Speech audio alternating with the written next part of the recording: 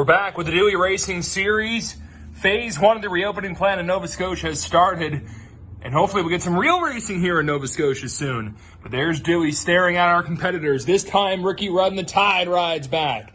Ryan Blaney, Johnny Benson, Chase Elliott, Dale Jr., we got a big wreck, the Tooth Cat Dewey crushes the number 10 car, Ricky Rudd, going for a ride in the Tide Ride. Ryan Blaney's been beat up a couple of times here. The Pennzoil machine, Johnny Benson, pretty beat up last week. And again, things are just not moving here with Dewey Racing. It's more like wrestling. I thought he was done wrestling the guinea pigs. There's a big stretch. Looking to try and reach the number 12 car. Now he holds off again. Now he turns over. Oh my goodness, he hits the field. The 10 car turned around by Dewey.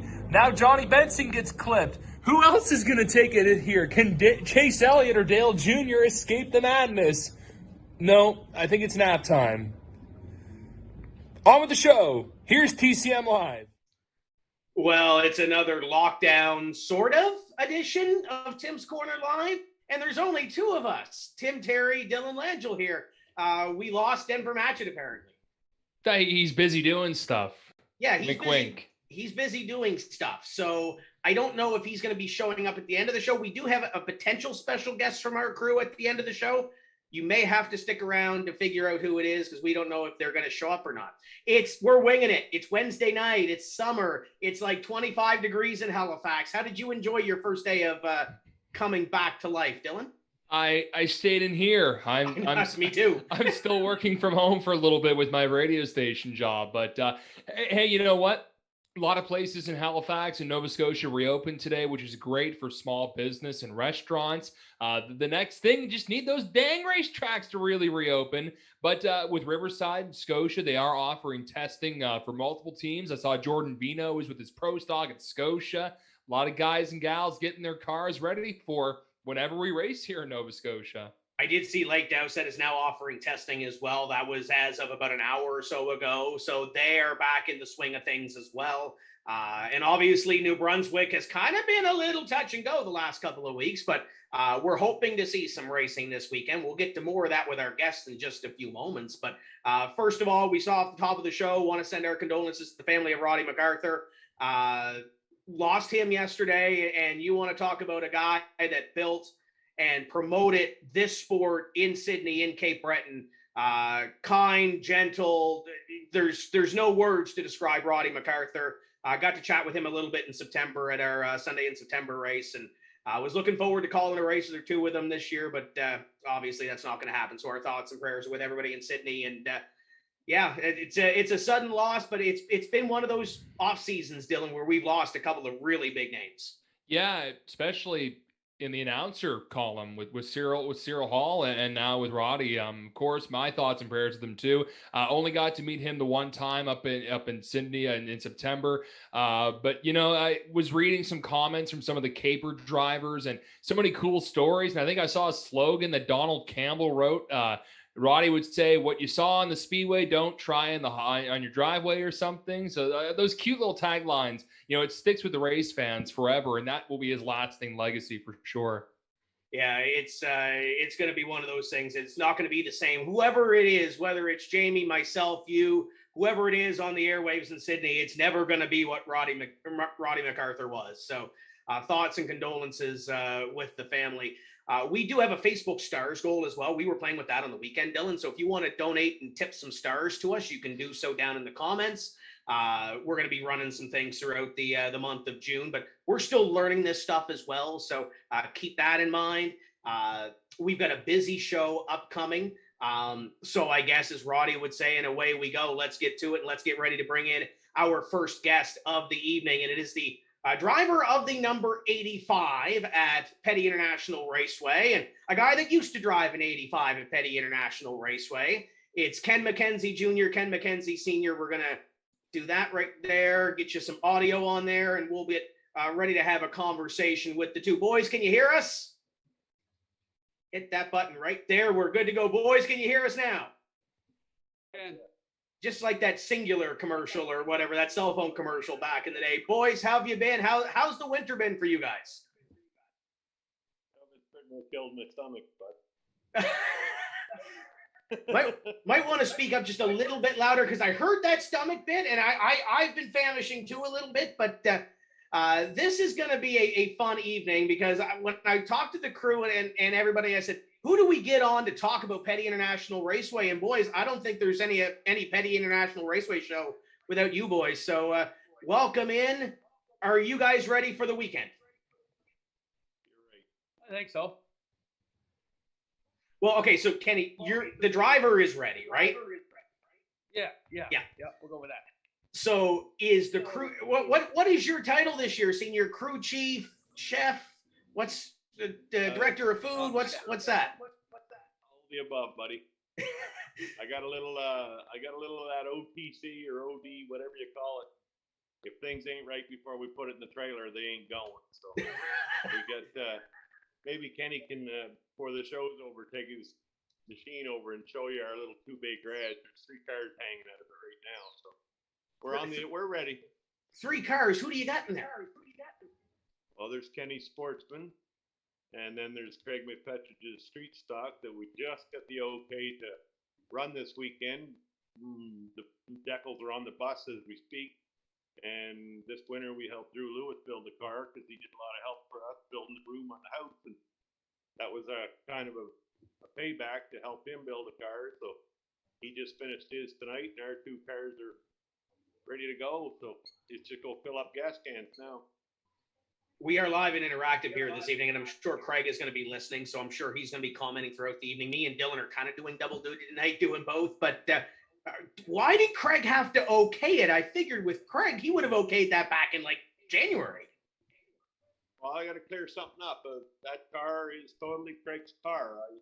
It's he had plans to run 5 or 6 times this year because it's hard to go for Junior to run 2 cars in one night. It's not as easy as it looks. Braking points, gas points, heat, the whole deal. But we spent a lot of time on it this winter. If we say we think we need something, Craig will get it. And our biggest problem last year was engine. And he put a brand new crate motor in it. We tested it, changed the setup in it a little bit, and it was actually very, very good. So we're excited to see what we got. Kenny, you've done this a couple of times from the driver's seat in the street stock, in the Sportsman. Obviously, we saw it on Speed Weekend last year at 660. We saw it at the Mike Stevens Memorial. We've seen it at a couple of races, but maybe not necessarily back to back. I know that can be difficult for a driver, but how do you prepare for a weekend like this when you're doing 2 in 1 shot? Well, I try not to drink too much. Like the 2% chocolate milk really knocks me out there. But other than that, I don't know. We work our guts out all week to get the track, and we're just happy to be there, especially with all this Toyota Corolla virus going on. So just happy to be back, and I don't know, lots of sleep, I guess. So how do you prepare coming into this weekend? Because it's the first race of the season. Miramichi's had one, 660's had one, but for you, it's the first race of the season. You've had the testing, you've had the practice, you've done the iRacing thing, but you can only do that for so long. What are you thinking going in, to that first corner after a long winter? Well, it's not necessarily what I'm thinking. It's what everybody else thinks. It's rough. The first couple of races, you got to be cautious. Everybody's trying to get the frost out of their rear end, So, other than that, I guess you just take it with grieving. So the street stock, obviously, we'll talk about Craig's deal in a moment, but the Sportsman car, you've had a lot of success at Petty International Raceway. We had a closed border race last year. Obviously, it didn't end the way I know you guys wanted it to. But how is the feel going in, knowing you still have to compete with, the Neil Crawfords and the Justin Beers and those guys that come down from Gary? What's the mindset going in? I guess just keep the nose clean. I mean, it's going to definitely suck not having Jordan Pino and the lads from down your way up here. But, I think Petty draws the best cars in New Brunswick, wouldn't you say? Yeah. New Brunswick and Nova Scotia. And, the Obelinas girls would be there, Neil Crawford, Justin Beers, a lot of top running cars. So we got to be on our game, right? So, and there's only really the 3 of us, 4 of us, I guess. Gramps is with us now. So we got to be on our game. Last year, we saw some wild Sportsman races up there, from the first one all the way up to, the Riverglade International, fire extinguishers thrown, this, that, and the other thing. And then you had the Mike Stevens race, which was an awesome finish at the end, and you ended up on the podium. So how do we go into a season now knowing that it's a blank sheet of paper? Do the race fans expect a race that we saw last year, or do we expect maybe a little bit of calmness over 100 laps? I mean, it's hard to say who touches who, really. I mean, there's definitely a couple people out there that probably ain't the best friends, but other than that, Usually at the first of the year, the slate is clean. I think everybody's over what happened, and I think it'll be great. We are live and interactive. Be sure to drop us a comment, a question on Facebook, and we'll get it to junior and senior. And Dylan, I know you're over there, so you got to see some racing at Petty for the first time last year. What were your impressions? I loved it. It's such a cool track. I mean, I wasn't expecting Petty to be my first track for 2020 last year, and by the way things are maybe going here, it might be the first one for us again in 2021. But just looking at the schedule for this weekend at Petty Junior, are you going to be running the street stock? Is that correct? You're going to be doing double duty? yes, we will be doing double duty. So you got a gap. You got the modified race in between. What changes do you have to make mentally and I guess sort of physically to get adjusted from a street stock to a sportsman with a 75 lap feature in between? I mean, it definitely take if we're going from one car to another. I mean, they're obviously a different drive car, but I think my biggest thing is pound some drinks to me and maybe a couple sandwiches, buckle in her, and go again. And this deal being 100 laps, because this first race has changed a little bit. It was a 75, now it's 100 for the sportsman, at least. For you, how does that change anything at all? No, not so much. I mean, I like the longer run races. Our car, everything apparently seems to work better on the long run. So I mean, 75 to 100, you're not really talking that big of a noticeable difference with anything. Just a little bit longer of a drive. And you seem to excel on those longer races too. So those are Kenny MacKenzie Jr. type races, right? That or the car. I'd just go with that. Whatever works, right? That's right. So let's make the old man feel old for a little bit. Senior, when did you get your start in racing? Really? 1987. So, okay, 87. So that predates me and Dylan. So congratulations on that. You're the oldest guy on the show. How about that? Dear. So how did you get your start? Obviously, I'm sure Riverglade comes into this. What was your first racing ride? Well, I'll make a long story short. My wife worked at Spencer's nursing home, and she worked for a lady by the name of Shirley Lewis, quote, Shady Lewis. She drove the powder puff for Ronnie O'Blenis, O'Blenis Roofing and Siding. So anyway, we got talking and stuff, and I always liked cars, whatever. One New Year's Eve, we were invited out to Ronnie O'Blenis' place for New Year's Eve party. Their thing back then was New Year's Eve, they'd fire cars up instead of shooting shotguns, driving donuts in the snowbank, blah, blah, blah, blah, blah. Right about then, Ronnie and I became very good friends, and a couple weeks later, I bought a 1973 Pontiac Mons for $200 that I told Jerry it was going to be our winter car. And a week later, she come home. We lived in White Cross Village then, and it was stripped. And bought a roll cage for $60, and away we went. And the rest is history, right? Well, it's a lot of history, yeah. So walk us through some of those big wins, because I know you have a few of them in your back pocket. What's your biggest win in your racing career?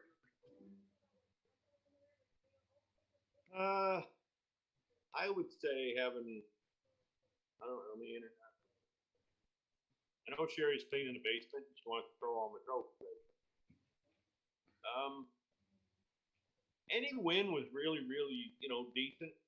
When we used to race Riverglade, like anybody that comments on Facebook about Riverglade stuff, like it was a tight little place. You didn't have to have a motor; you just had to have guts. We were very successful there in all the years that we were there, and then. 2010, we decided to try. Well, I guess Riverglade was closed. 2010, we decided to try Fredericton full time because we went there in previous years and had bad luck. We went there in 10, and actually we won a championship. Michael Banks and I came right down to going into the feature tied points, and he had to do what he had to do and turned me sideways, and I saved it and across the line. And it was just, I probably would have done the same thing, but I really thank Riverglade Speedway for showing me how to handle a race car, because the guys in turn 3 and 4 said they could see my right side door numbers. The car went around that far, so we saved it and we drove the victory, and then we went back in 11 just to see if it was a fluke, and it wasn't. So, and then we wanted to try the pro stock thing. So, David Blinas and I are good friends, and I bought something hanging up on the wall with cobwebs on it. We put it together. It was cool. I had a lot of fun. I want to ask you about those pro stock days, because you were, guys like Harry Ross White, Craig Ward, yourself, you see these Butchers and Blank Horns and all these young fellas come in and, do laps and what have you. And now you're up here doing laps. How cool was it to kind of relive your childhood, per se, with that pro stock? I loved it. I can't amplify how professionally run that pro stock series was. I run what I could. I run what I could afford. The only thing in my racing career that I regret to this day was I started in the pro stock series so late. I started at 50 years old. Oh my God. And I'd still be doing it today, but I know what the older I get, things, you got to keep your head in the box, and it just wasn't staying in the box. So if this kid wants to try pro stock someday, we're going to do it before he's 50 years old. I want to ask about that in a moment, but before we kind of transition into that, your name's on that Riverglade International trophy a couple of times. How big is that to have your name on that trophy? That's, I think it's 57 years this year running. It's cool to be on it. I was 7 laps short of winning it 3 times. We got in an incident with a car, whatever the call was. Anyway, we went back. We didn't win that. But it's cool to be in it, on it. But it's even cooler to have your kid on with you. That to me is really, really special. Junior, how cool is it to have your name alongside your dad? It's pretty neat. Mine was cool. Yeah. Yeah, no, it's pretty cool. Like, especially when you're looking at it, like Dad mentioned, David Blaine, Sean Tucker, like a lot of the big guys, the guys that are around here that have succeeded at the best they can around here. And I mean, we were fortunate enough to click one off, and beyond that, fancy piece of wood. I look at it every day before I go to work, and it's just like, that's why I go to work. You've got a lot of big trophies. I want to talk about them in a second, but we're live and interactive. Dylan, we're doing double duty tonight since Denver's not here. What are you seeing on social media? Well, we got a couple of things up here, but I'm just wondering, Junior and Senior, have you ever raced each other on the track? Oh, yeah. Mm-hmm. I'll let him take that over. Do I sense a wreck? I raced the car you have now. Yeah. I bought from Craig. He was in another car, another Sportsman car, and did you win? Oh. That was your first win. Yeah, that was with Brady. Yeah. Brady was there. He beat Brady, and I finished third. I did well, but I got tired.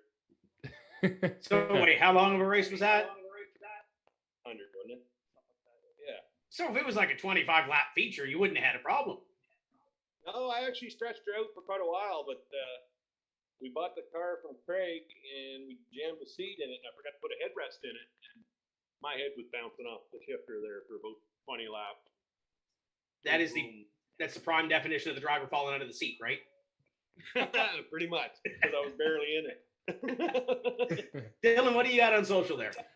Well, Brandon Campbell's checked in. He's watching. He wrote, I still remember the time I sat on Ken's lap in the Sportsman car at River Glade. He was pretty scared that we were going to go into the pond. So was that like a kiddie ride day or something at River Glade, Ken? It could have been. They used to have like PB fans and stuff, and they still do it around here a little bit. But it was a big thing. We used to have like at River Glade, there would be a parade lap before the races. All the cars would come out, national anthem, blah blah blah, and then do the thing. And there was also the kiddie rides, and Yeah. Brandon, he's not young anymore either. He's getting behind the wheel now. He's got his mini stock. He raced the Miramichi a couple weeks ago. Good for him. Any tips for a young driver like a Brandon who's getting behind the wheel for the first time, really? My motto, I mean, you can go back as far as you want to think. I didn't wreck a whole lot of stuff, but if stuff broke, you ain't gonna finish. Just try to keep the paint clean. Junior, any advice?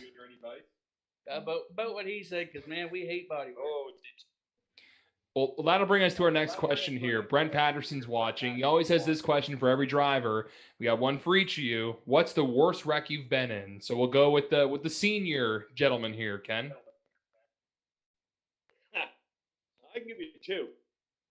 One of them is a little bit embarrassing, but anyway, we packed her in the fence at Riverglade one time, and it was my first time wearing a crotch belt. And you have to read between the lines right there, but I didn't have my belts real tight, and the crotch belt was there. And spent 2 days in the bathtub after that. It wasn't good. And then there was a trip Riverglade also with Billy Somerville and I were racing hard, and I ended up on the roof. That's all over Facebook somewhere. What about you, Junior? Knock on wood, I haven't really had any major wrecks. I guess would have to be last year. There was a big pile up. We got loaded up, and somebody come along a few minutes later, and underneath of us, they bent a bunch of stuff, and it hurt. And then I think the year before that, anyway, we got T-boned real hard, like great driver torque. I think that had to have been the worst. I never rolled anything in band. It was too heavy to do that. Yeah. I think that was, I rode back up times to 660, but that was nothing. From my experience, Junior, last year at Petty, I mean, in those Sportsman races, there were so many guys from New Brunswick and Nova Scotia racing. There were some pretty bad wrecks and pretty big pileups in some of the turns, and you kept your car relatively clean. I mean, how did you do it pretty much? Well, goodwill in the spotter and my eyes shut, to be honest with you. No, you kind of got to read between the lines when a big wreck's going on. I mean, it's easier to say than do, but I don't know. It's just Probably driving 90% instead of. yeah, what he said. We're showing some highlights on the screen right now with Speedway 660 from Speed Weekend last year. It seemed like you were able to work that car, this Sportsman car, either side, because the heat race, you were rocking the top for a long while. And then you got down to the inside, followed Laurie Cormier for a bit, started making some moves. But Speed Weekend is big. You know, you get the Mike Stevens race and the Riverglade International at Petty. 660's race is Speed Weekend. So how cool was that to kind of end up on the podium at the end of that race, knowing at some points in some years that race can be longer than almost what it seems like by the laps? We never usually have any good luck when we go to 660, just wrong place at the wrong time. But like last year, right? Yeah. To finish on the podium at 660 was just like another chug off the bucket list because we did it in the three stock, had pretty good luck there. But in the Sportsman car, I've never been able to do it. I mean, he won it 2 years in a row, championship. And like that race there, when I tucked up behind Laurie, I just let him poke the holes. I mean, Laurie's a very well-talented driver. So any little bit I can watch him do, or if I can maybe manipulate him, do it myself. Like you got to watch the car in front of you, what he's able to do, and maybe you're able to do a little bit gooder. You know what I mean? It's just kind of one of them to take it back. You mentioned that street stock, and we'll come full circle now because I know you started in the Bandolero, worked your way up, and now that street stock period that you had some huge success in that race car. Talk about those days. What do you remember most about the days with Marmaduke?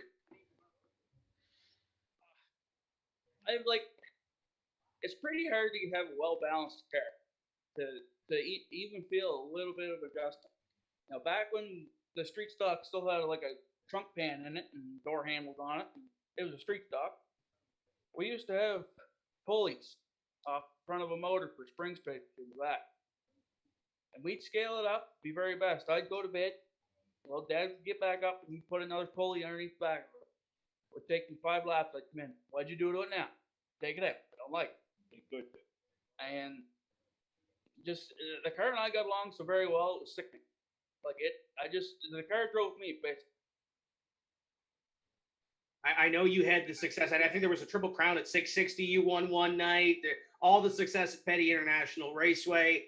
What do you remember about big wins, big moments in that street stock?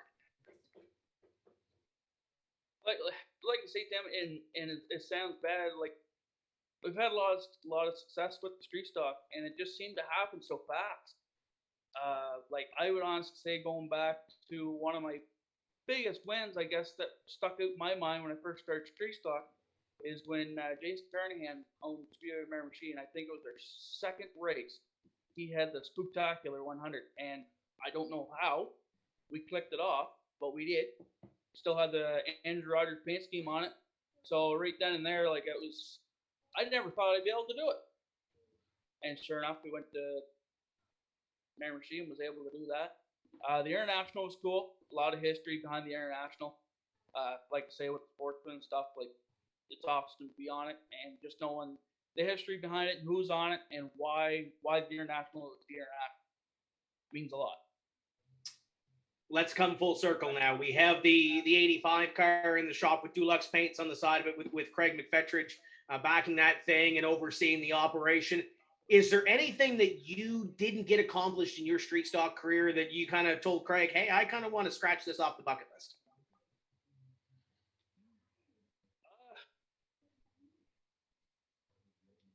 I'd like to do, I guess what I would like to try and do is win both in one night. That would be cool. Now, really what appealed to me is the big street stock races. Like, if we could ever get over there, the one in Oyster Bay. I've never laid a lap there. Good friends with the little fellow there, Mitchell Arsenault. Him and I get along very well. I've been up to that race a couple times, watched it. The place looks like a blast, and there's a lot of rub and race going on there. I like that. That's cool.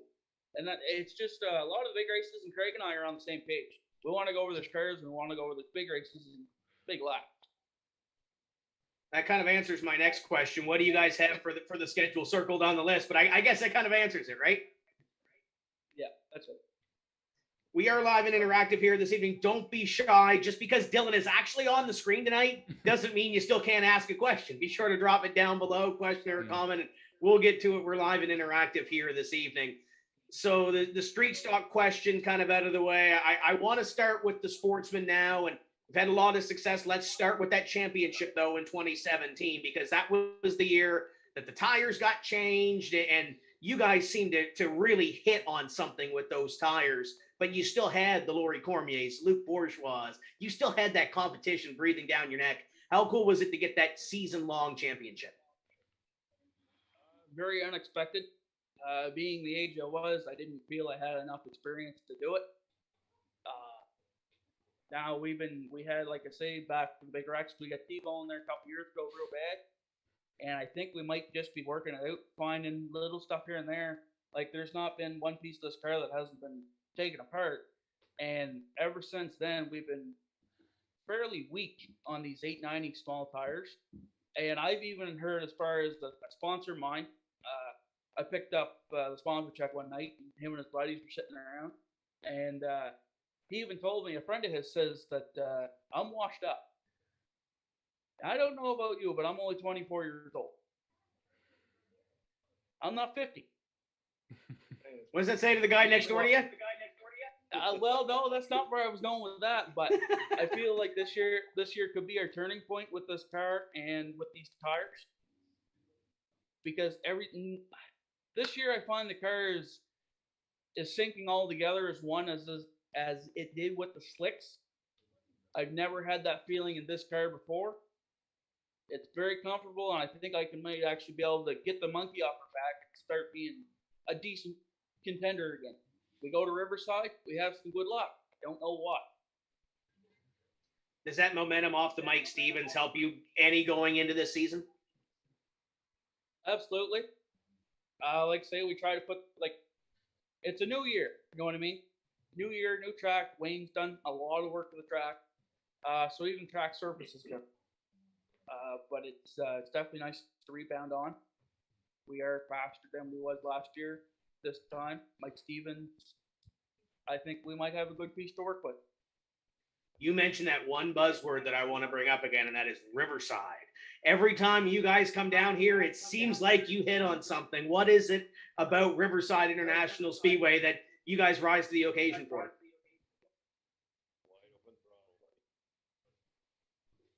Being able to go wide open and feel how demanding that track is. I don't know if it's me or if it's the car. And there's a lot of respect between drivers down there, which makes it a lot nicer because it's like I raced Josh Collins pretty hard there last year. Almost was. I probably could have got a third out of it if I really wanted to be a wiener, I guess you'd say. But at the end of the day, nobody likes body work. Everybody wants to have fun, go home in one piece so they can work on something else the next day. And that is the big show. It's the IWK 250. How cool is that to be a part of that as a driver coming in from New Brunswick and being a part of the big weekend in the Maritimes? I feel it's huge because I don't think there's a whole lot of many Brunswick drivers other than Brady that come down. I mean, Nova Scotia's got a lot of their own crew, but it's like Jordan Bino and Devin Smith per se coming up to Petty Raceway. New Brunswick has our own drivers, and Nova Scotia has their own drivers. So it's just kind of like, I don't know. You're coming in as the underdog, I guess. We don't expect much. We just go and we work and we work and we work and we find some speed. So pretty happy with that. You've done the Halifax deal once before as well. Is that something that you guys would try again? I think so, yeah. Is there any other racetrack with that Sportsman you might want to scratch off the bucket list? Anything you got circled, obviously with COVID and the restrictions and whatever else, put that aside. Is there anything you kind of have circled on your bucket list that you might want to try with that Sportsman car? We bought a toter home 3 years ago, and we actually just got it back tonight service because we were having a little engine trouble. Barring COVID, Riverside is the definite, and I wouldn't mind going to Cape Breton just because. you sparked Dylan's interest. Well, I was just gonna say because Dave, we like the race, but we also need somewhere to lay down, and the toter home has all that. So if we can go to Cape Breton, we're definitely gonna go. the thing too, when Dave Oblinus was on the show, he raced at Sydney last year, and he said that track somewhat reminded him of Riverglade. So, Senior, you may have to get back behind the wheel if you make a trip up to Cape Breton. No. He wouldn't race it, but I'd make him take it out in practice like I did Riverside. I was going to say, I don't know how many people know about that night at Riverside when Senior got in the car and ripped a couple laps around. So I remember walking down pit road, and I think, Kenny, you were on top of the trailer, and your car's on the racetrack, and I'm trying to put two and two together, and, he finally gets out of the car. So Senior, how is that going around Riverside International Speedway, albeit for just practice? Well, I did it way back when it had guardrails and stuff with a street stop. And the first year we went, he asked me if I wanted to try it. I was like, no, I'm good. Like, it's his car. Even we're close, but the seat doesn't fit me, and it's just not real comfy. But anyway, it started to rain, so we put two front tires. We were pulling in the trailer, and then the rain stopped, and he said, why don't you take it for a rip? And I said, you know what? Like, I was brave enough. Let's do it. So the best part of it was when it was done. When I put it away, Brad Eddy, very good, strong runner down there. He said, I forget what he said, something effective. He couldn't catch Junior or whatever for a minute there. I said, well, that's good. I said, because it wasn't Junior, it was the old part. So that was pretty, coming from him, it was almost a compliment. But that is a beautiful racetrack. We had Sean Turple on a couple of episodes ago, and there's a couple of drivers that use that R word in retire. So would you ever entertain getting back in a race car? I know Barry Richard's watching from Miramichi too. So would you ever entertain getting back in a race car and doing a race? I might try this. I might. That's the answer I want to hear. I don't care about anybody else, and I'm sure Junior, you want to hear that too, because the old guy beside just quite entertaining on the racetrack. I miss seeing him on the racetrack. I don't know about you. Oh yeah, he usually takes it out with practice, and he isn't too far off. I mean, I kind of look at it as, you know what, Frankie Fraser, he's getting up there in age. You know what, if he can still do it, my dad can. So. Well, you still got a couple of years to catch Rick Cashel, right? Yeah. Oh yeah. We're live and interactive. And we mentioned we have a couple of folks listening. Barry is wondering, Junior, are you looking for that big trophy in Miramichi at the end of the year with that street stock? I think so. I really, and Barry knows it, really wanted to come last year and play. But Craig wanted to go to Shittiak off the bat. So his car, I mean, hey, I ain't going to turn down running some laps. You know what I mean? We really wanted to go. And I think this year we're going to be allowed to go. So really pumped for that. Love the Speedway Miramichi. And I just love the Miramichi in general. Have a lot of friends up there. Brady Kramer's crew. Like, we always get together, do a lot of snowmobiling with Brady's crew, like Josh Geeky and all them. And just love the atmosphere up there. And both weekends don't conflict now with everything they've done with the short track summit and everything else. They don't conflict. So if Craig wants to go to both, you guys can do both this year. There's no conflict, right? No conflict, right? Absolutely. So not to put words in Craig's mouth, but I'm sure he's watching. So just keep that in the back of your mind. Doug Jago's watching. Senior, looks like you need a cold one. I got a glass of water, buddy. It's only Wednesday. It's only. But I am on holidays. So how does that work if you're on holidays? Didn't quite figure that out yet. Maybe. Yeah, maybe. So you're still holding that Friday at 5 o'clock thing, right? No. Well, Tim, it's patio day here in Nova Scotia. The patio's reopened, so people are drinking beer right now. I think that's why Junior and Senior are on the patio tonight. Well, dude, I don't know if people don't know this, but he don't even drink. He's You got a tea? Oh, that's water. No, the camper's right full. Excellent. So you guys are all, besides the shop, you said they're all in the shop. They're all ready to go for this weekend, right? Drew's car's ready to go too? Yep, just finished her up. Kenny can point the phone or the thing over there and show you. Okay, let's try the technology, Kenny. Oh boy. It's live. I say that all the time too. There, I'll take it for a walk. Okay. By the way, this is the first shop tour we've ever had on Tim's Corner Live. Drew. So. This is great. What's he doing over there talking? Why isn't he in here working on race cars? It is done. Oh, okay. Okay, he's allowed to talk. So here's our Need for Speed wannabe shop. They got the Craig's cars right there. Drew's is right here. Mine's right there. Drew's is also a really uncle, right? Mm-hmm. It's look back to really James Cooter Smith's car. They call it the Big Dirty. Yep. I think the Wi-Fi gets a little bit rough at the speech. There we go. I think we're back again. There we are. We're coming back into range. Yeah, perfect. I'm coming back in the ramp. So everything is ready for the weekend. You mentioned trying to race both and trying to manage both here, Junior. What are your goals as a driver going into this weekend? What do you want to have at the end of Saturday night as a driver?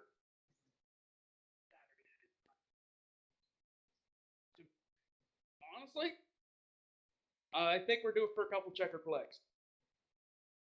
Well, we've had, like I say, we haven't had that great a luck with the Sportsman car. Like, as far as being a dominant car, haven't really been there in the past couple of years, and I think it's time to turn it around. So, car feels good. I think it's pretty quick. I'll stay off 2% chocolate milk and might be in good shape. So do you anticipate any changes? You've done some testing. Do you anticipate any changes once you get to the racetrack and, get that first practice underway on Saturday? I mean, we practiced by ourselves, and the car was pretty quick, so we'll be able to take that with us, but also we'll have some traffic as well. So whether it be people trying to get around us or us trying to get around people, the car's going to be complete 360 compared to what it was. And I mean, we've had some rain, and so I mean, the weather, everything, track temps, everything like it. And I've learned that that's quite a big part. It was definitely taken for granted, and I think we've got something to work with. I hope.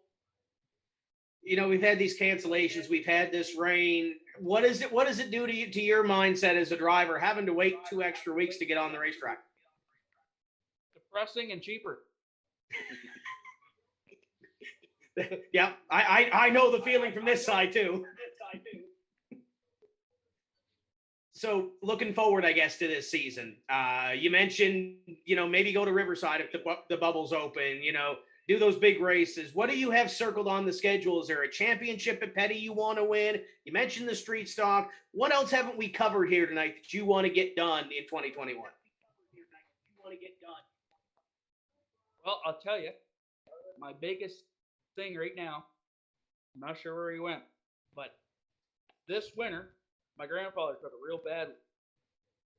Forgot about taking his pills, diabetic, real bad.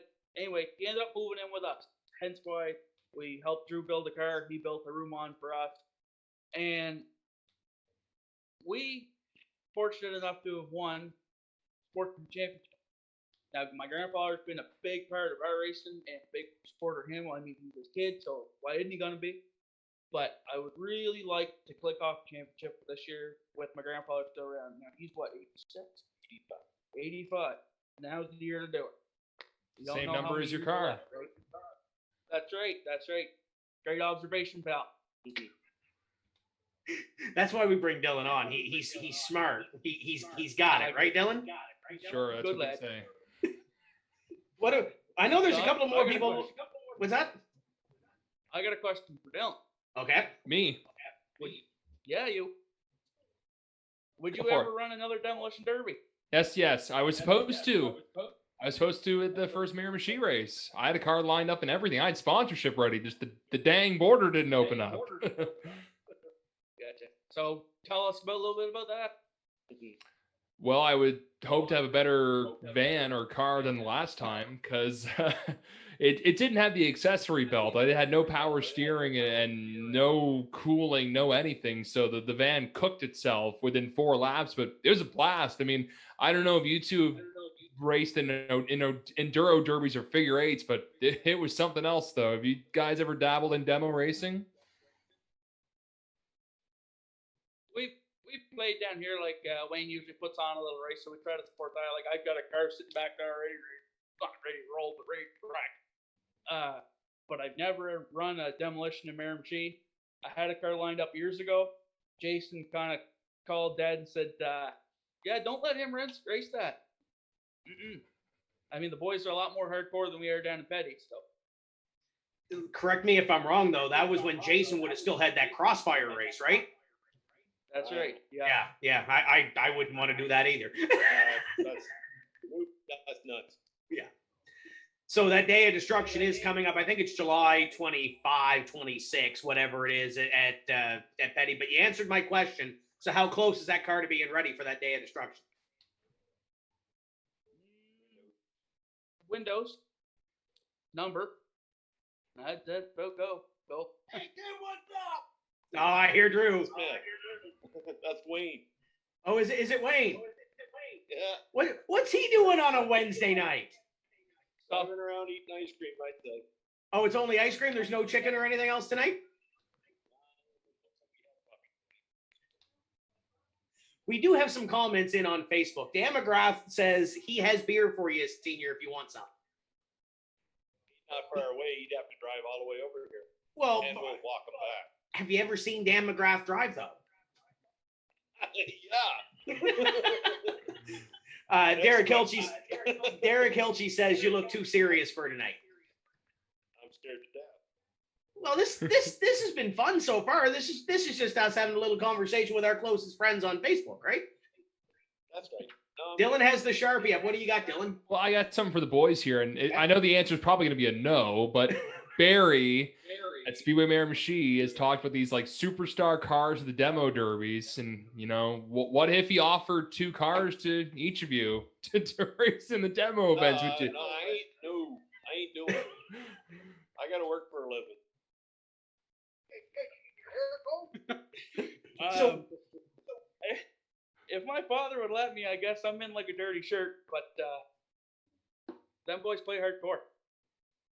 Okay, so let me rephrase Dylan's question. We had Bob and Riley Goodwin on the show earlier. We've had a couple of, father-son, father-daughter duos on the show. So if it was just you two on the racetrack in Mare Machine and demo cars, would you do it? Oh, yeah. Okay, the next question is who wins? Let him. Now, you can't let him win. That's not fair. I don't want to put any more gray on his head. So you'd let him win, but you'd let him know you're there on the last lap, right? Just like Ricky would do. It's what I like to hear. Dan says he's heading over already, so be prepared for that. We got a couple of more minutes here with the McKenzies. Drop us a question, drop us a comment. Dylan, do you have anything else? Yeah, a few more coming in here. Well, number one, Barry Richard wrote he's buying more cars this week. So that's a bad idea. Adam Hiscock, I think from The Rock, he wrote, a few Newfoundlanders make the trek to the mainland almost every year. Any chance the 85 car would make a trip to Eastbound Park? You know what? That's a very good question. That's one track I would like to go to. It's a beautiful track, but it looks a bit. I follow a young fella on TikTok there, number 84. I forget what his name is, red and black car, Bandolero. And he usually posts videos of him practicing. The track looks beautiful. But cost-wise, it would cost us, I think, an arm and a leg to go over it. I don't know about you, I only got 2 legs and 2 arms. But if you have the toter and you have a place to stay and it's already going to Sydney. True enough. The old man does. I was going to say, you don't look convinced. Hey, you know what? If we can do it, we'll go. I like it. I like it as much as he does. Believe me. Dylan, we'll talk about this a little bit later on, and I'm sure Adam and the boys will comment. But you got Ches Cole over there. You've got Dean Martin over there. You got some guys that are a little. They're not the Butchers and the Blankhorns. They're not the younger generation over there. So, senior, you might fit in over there. Oh, thanks, Dave. It's starting to hurt. We're gonna have to get you back in a car. Cy Harvey always said getting back in a race car is that magic pill to feel younger. I'll tell you what, when you're in a race car, there's no phones ringing, there's nobody bothering you. It is a pretty peaceful place. As long as you don't bring the phone in with you, and I think they don't allow that anymore because that other stuff they check post race, right? That's right. Yeah. Dylan, what else do you got? I know you're looking over there. Well, I mean, Adam wrote, for sure the ferry would, in gas money, I guess, would probably be your biggest cost there. But are there any other tracks, Kenny Jr., I guess, and Senior as well, maybe around like the northeast of the States and here in Atlantic, Canada, that you'd like to make a trek to maybe race or maybe even just go as a fan? We talked about it before this Toyota Corolla virus started. The Reeds actually went down there a couple times, and they said they had a ball. We were planning on going to Jacassa. It's like that way, quite a while. To go try that, just go out of province, and hey, you know what, we get run over, but just say we did it.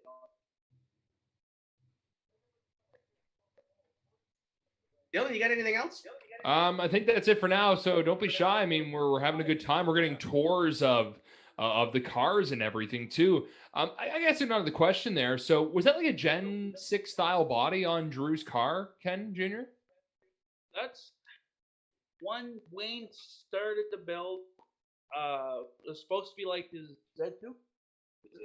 The Z2 car from down in Florida. That's something that Wayne Smith Kev built. The body was probably about another 10 feet wider. We shortened it up so it was almost normal.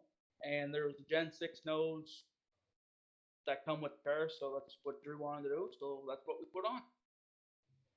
So now Drew does have experience this season already. He ran that one race at Speedway 660, so he's got the leg up on you already. Has he mentioned that yet? No, he hasn't. I mean, that his first race really didn't end too well, but she's. I wasn't going to bring that up. Oh, I would. Yeah, we're looking forward to seeing everything happen on Saturday and throughout the season. Get this coronavirus out of the way and get back to racing. And I guess you looked at the championship. You mentioned that championship. Is there any other main goals this season? Is there any any race you really want to check off the bucket list this year that would make your season complete? One more international, I would have to say. Just the first time that's great. The second time, well, let's just make it stick. Senior, as the crew chief of this operation, is there anything that you kind of want to get accomplished this year?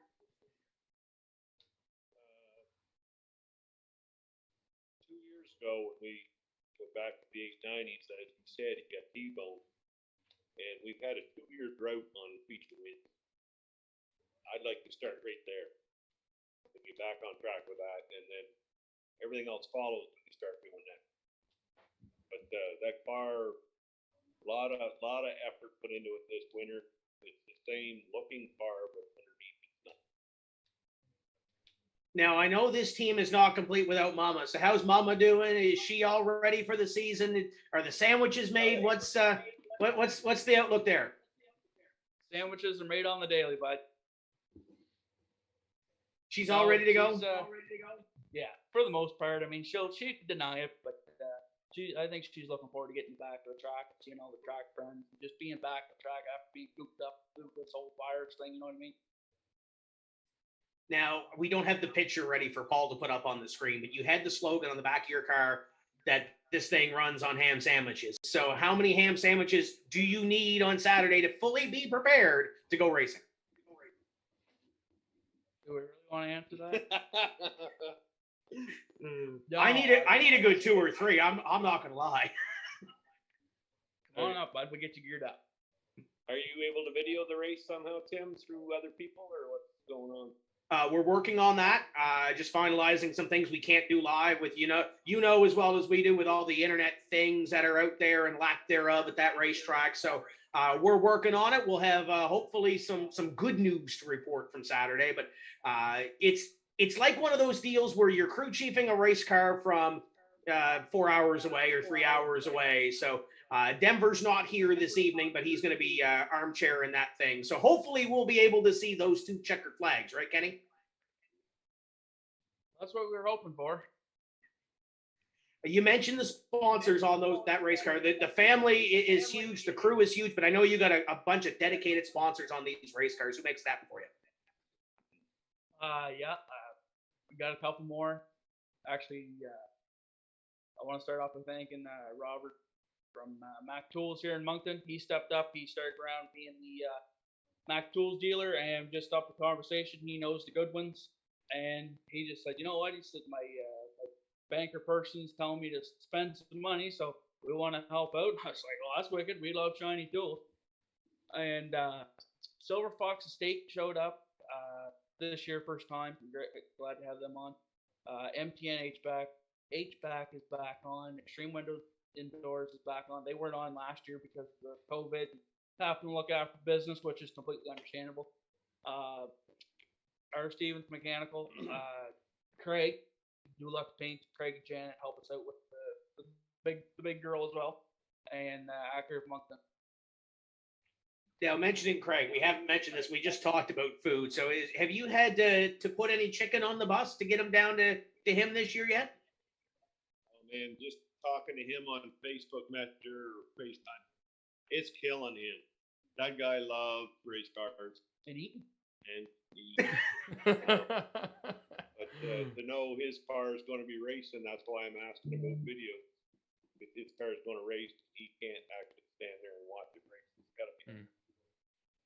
I know it's killing all of us too. So we hope so. Knock on wood. Get all that luck in and everything else there. Do we have a couple of more on social? I think before we let these guys go. Do we, Dylan?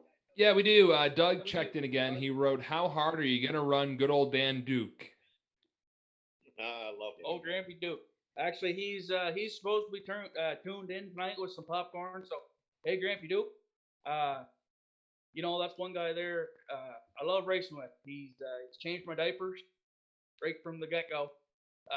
And the other day, I just give him a new to him suit. I mean, it sure fit me. So him and Ev should both be able to get in it. Something that's one piece, not full hole. So he'll be looking all right.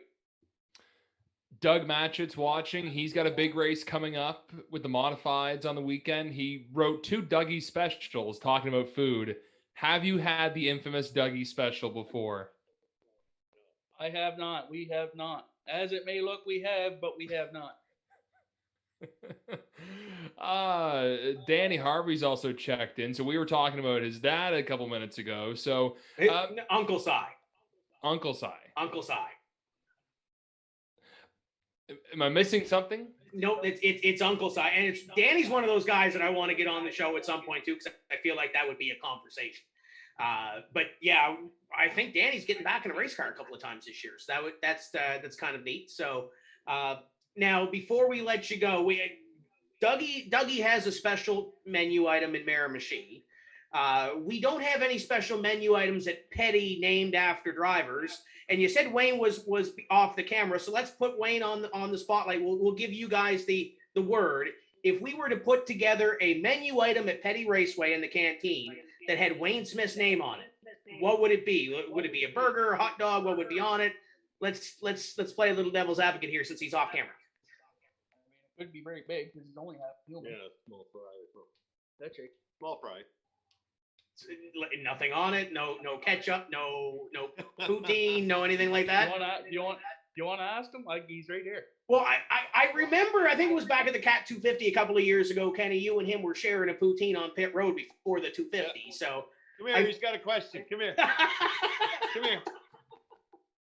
He's got a tall Pepsi. He's probably. Oh, don't look all shy. Okay, the poutines. Yeah, we like them. Yeah. Okay, so it's a poutine. No, I'd name it a small fry after that thing. Come here.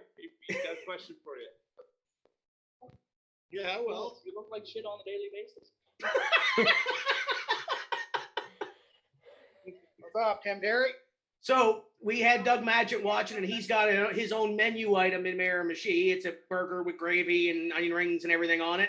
So if we had a Wayne Smith special at Petty Raceway on your canteen, named after you, what would the item be? Well,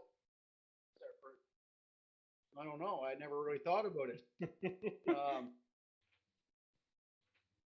Don't know. I really don't know. I'd have to think about that one.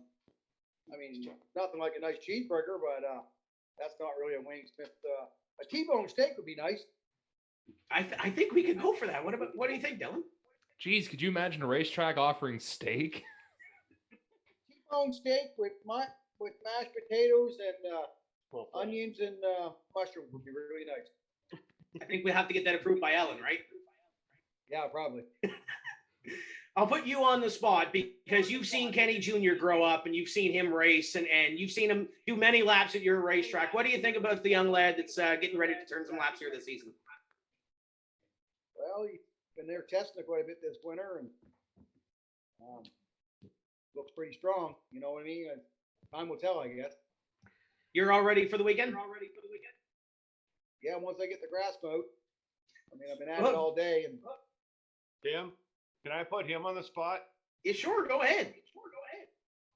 Who is the 2021 New Smyrna King? I think he's sitting right beside you, isn't he? 7 times.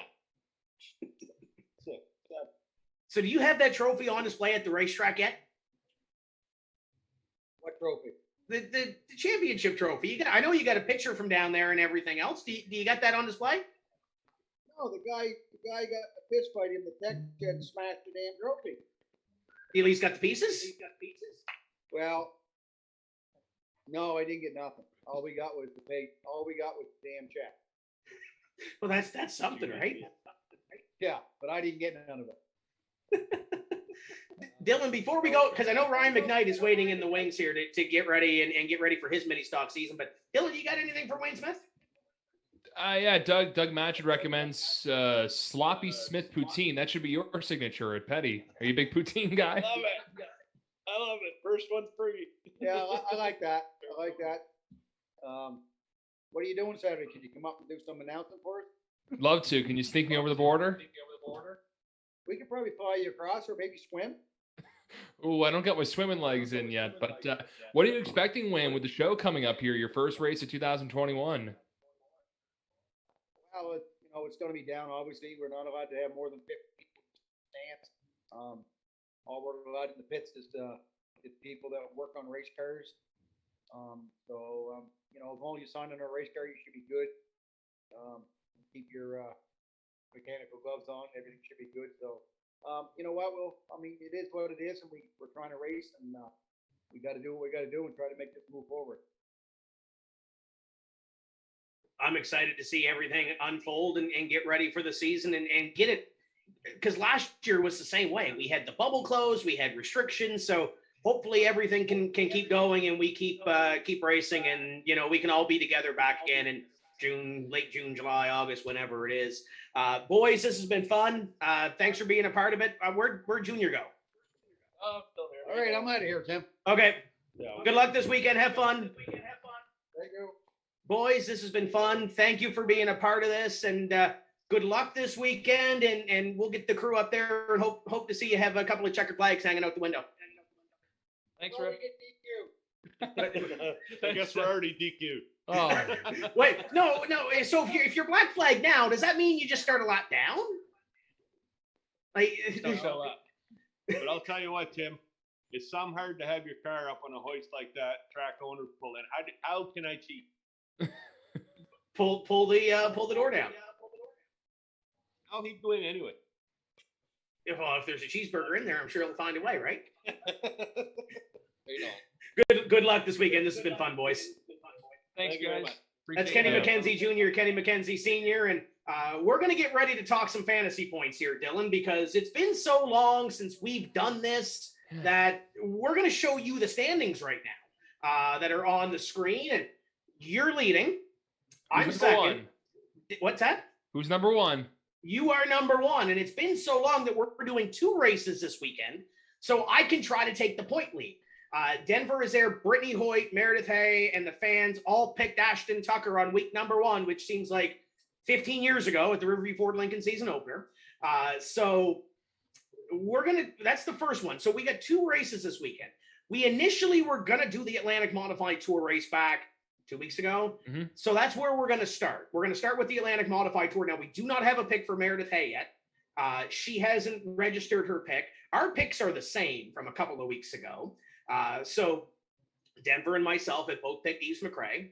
You have Travis Conroy. You're still confident in that? Sure. Okay. So Brittany has Doug Matchett. We don't have a pick for Meredith yet. So we'll wait and see what happens there. But I feel pretty confident in Eves McRae. Going to be a great race. That's a part of the season opener at Petty Raceway. And we hope to have that on the TCM TV video on demand airwaves, I guess we can call it. But we're including a second race because Eastbound Park got their race. And by the way, congratulations to Jason Groves, who picked up their win in the A1 Automotive 100. Some great racing over there with the boys. Mike James and them still working out some kinks. I know Race Monitor didn't exactly work the way they wanted to, but it happens on race number 1. So we have a blank slate, and we posted this on Facebook, and we're going to get our fans' perspective too as to what they would, who they would pick. And we're short a couple of picks here on the list because Denver and Meredith haven't put in their picks yet. So we will leave that, but we'll flip over and see who we have. And Dylan, you picked one of our former guests to be a part of your point lead, I guess, right? Yeah, so I picked Mark Best for upcoming weekend. I know he had a couple engine troubles in practice, didn't have the best result, but you know what? He was on very positive on social media after. Seems like a great guy, and you know what? How many times do we see a driver have a bad weekend, they rebound real strong the next, especially right after? We see it in NASCAR all the time.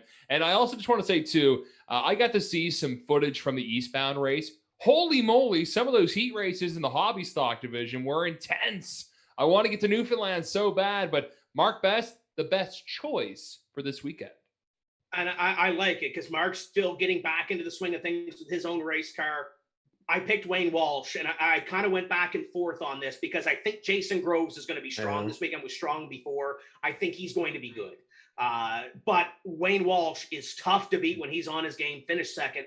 I think he's going to be the one to win the Hanlon Realty 100 this weekend. Brittany has picked Sarah Thorne. Denver and Meredith still don't have a pick. Our fans are going to be able to chime in as well. And you'll be able to chime in tomorrow on Facebook for the Atlantic Modified winner because we need some competition for Dylan. So we're going to bring the fans into this as well. And hopefully they can rebound after picking Ashton Tucker on week number 1. Our next guest, let's move on. And away we go. Our next guest is going to be the driver of the number 46 car, winner last year at the Bubble Buster round number 2. Contender everywhere he goes with this 46 car. It's Ryan McKnight. Ryan, welcome to the show. Thanks for having me. Are you obviously you have one race, and we just had the MacKenzies on, and they haven't got on the racetrack yet. You have one race under your belt. So are you ready for the weekend? I hope I worked the kinks out of it there up in Miramichi. I had a few issues, but all in all, I still had a decent finish. So hopefully it's good to go. You guys had some tire issues up there. We know that track's abrasive, but it did some weird things to the tires, didn't it? Yeah, I actually had left front issues. Unusual for my car, but it chewed up the left front in the heat race, and I changed tires, and I had a belt blow in the heat or in the feature race, and it was quite a handful. I'd say it would be. We are live and interactive here this evening. Be sure to drop a question or a comment for Ryan, and we'll get it on the show. And obviously, it's nothing like coming home. You've raced at Speedway 660. You've raced at Speedway Miramichi. You've done the road show per se. But what's it like coming home and getting this season opener finally under our belts? What's the mindset going in? It's going to be nice to get back to the track I'm used to and put on a show for the few fans we do get to have. And it'd be a little different without the fans, but we'll try to put on the best show we can. Give her heck. You haven't been in the driver's seat for long, so I guess we'll step back a couple of years. How did you get your start in this whole racing game?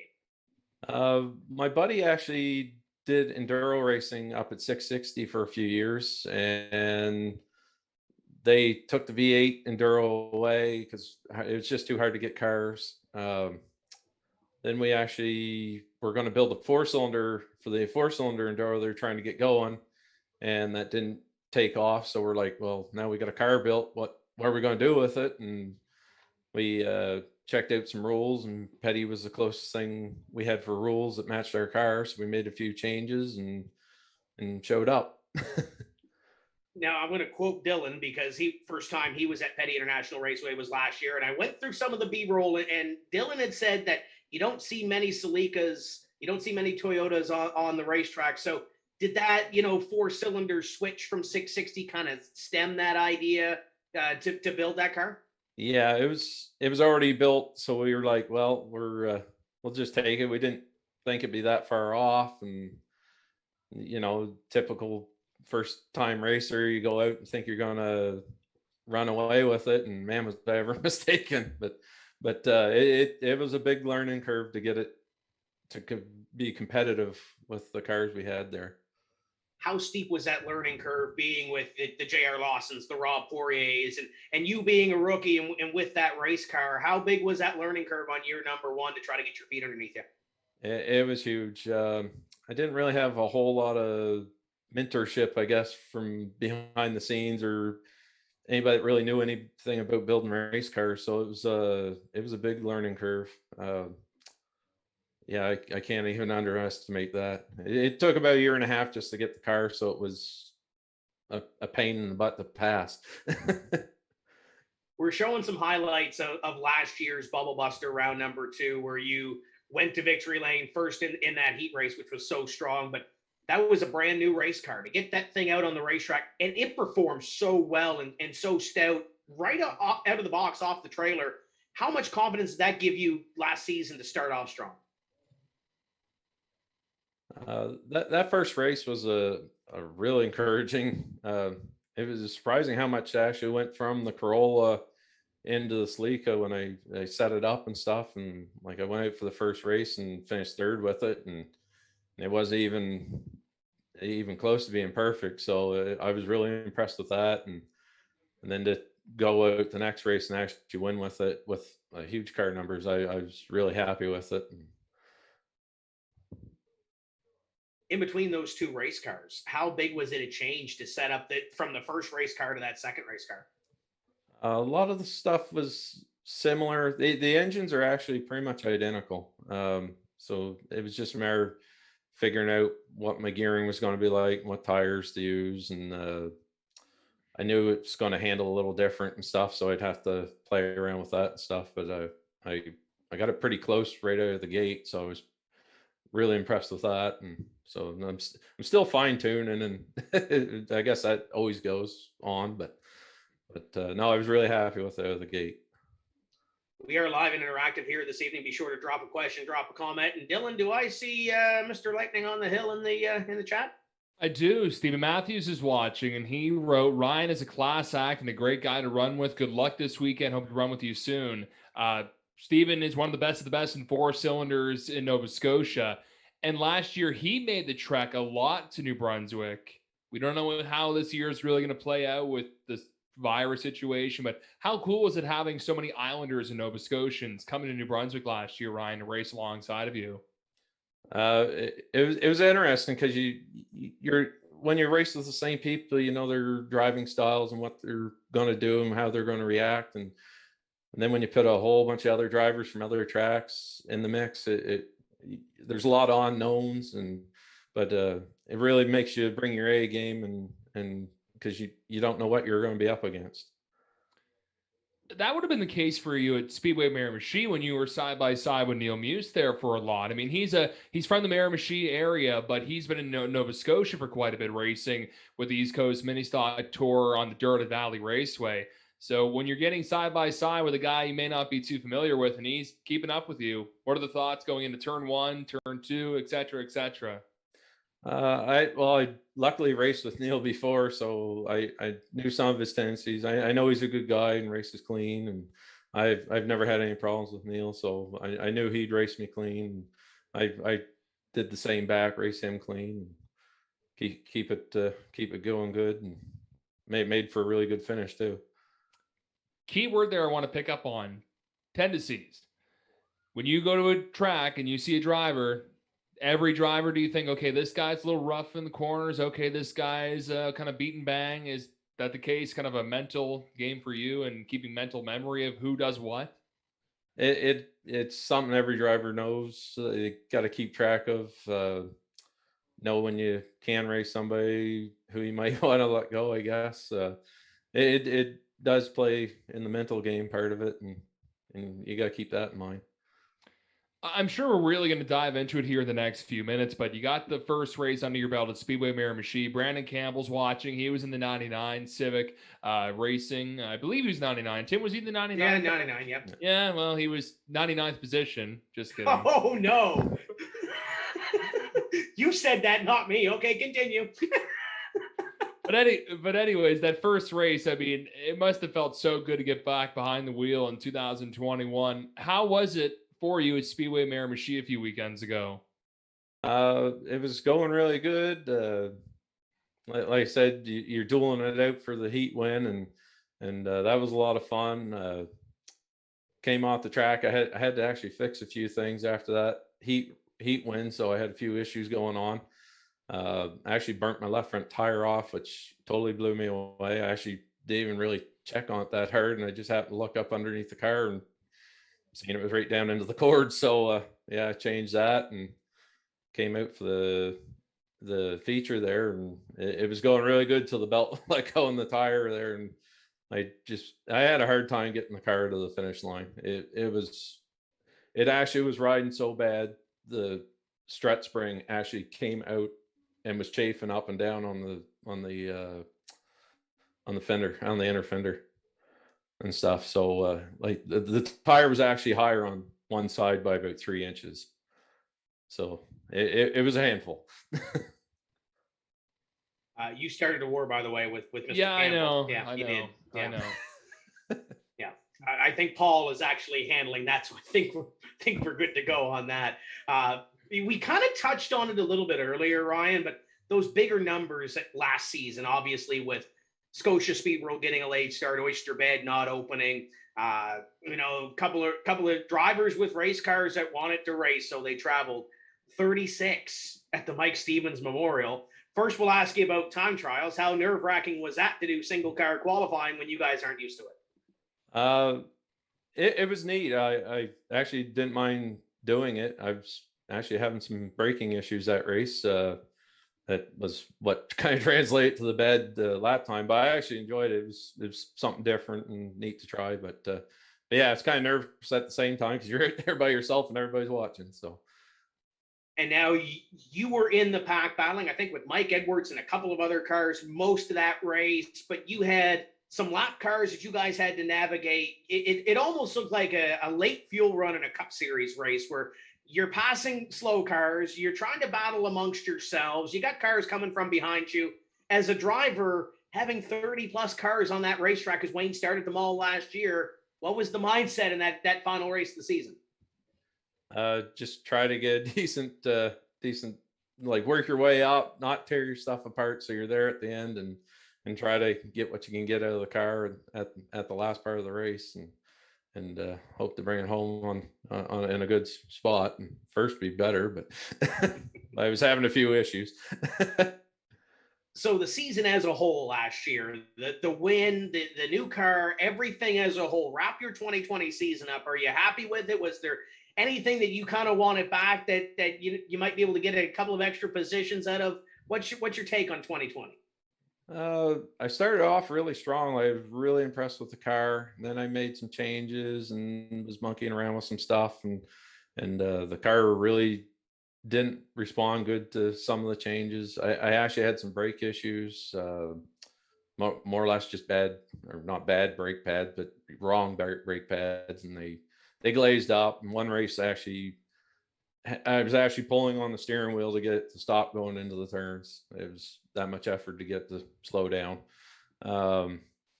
And actually I pulled off the track and almost ran the back of my trailer because the brake pedal went right to the floor.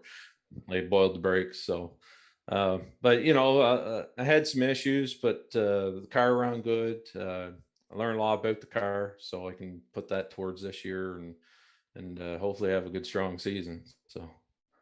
We mentioned going up the road to Miramichi, Petty being the home track. We haven't talked about Speedway 660 yet, but you guys have made a couple of treks up there and raced up there. What's your take on that, pretty much that circle in the Gary Woods? I enjoy running out there. I love the track. You got different cars. We're actually taking the old Corolla and going to gear it up so it just runs Gary. I run the rules package and stuff there with that car. I had to get it approved and stuff, but it's a competitive car. I like running up there, to be honest. It's a whole different mindset of racing. Like they don't mind using the bumpers and stuff, which makes it more entertaining, and you got to be on your toes for sure. But yeah, I love running up there. You mentioned the rules side of things, and I know this is Lawrence Hopper's favorite segment of the night where we talk about rules, but the mini stock quote-unquote outlaw deal that they did last year, they had a race in Miramichi, they had a race in Gary on the Sunday, a speed weekend. What's your take on that whole deal? Because it seems like there's some that are for it, some that are against it. As a driver, what's your take on that outlaw sort of style of racing? Well, outlaw racing, just bring what you bring. We were actually trying to get an import race up there to run last weekend, but of course last weekend went all to pieces, and we were trying to get a hold of all the other drivers that run our Petty rules and Miramichi rules and see if we could get something going in a hurry, but it's just too late notice. But it would have been fun to run up there, but then again everything got canceled, and it's kind of a bummer that way. But I was actually going to go up in the booth for a change and actually see it from that side of things. So it would have been really fun, regardless whether I was racing or up in the booth watching. But no, as far as the outlaw race, I can see their point to it, and I can see our point to it. We just want to race, but we don't want to wreck it for them either. So. You mentioned gearing up the old car for 660. Obviously, you've got the commitments with Petty International Raceway. Let's see all these COVID deals lift and put those behind us.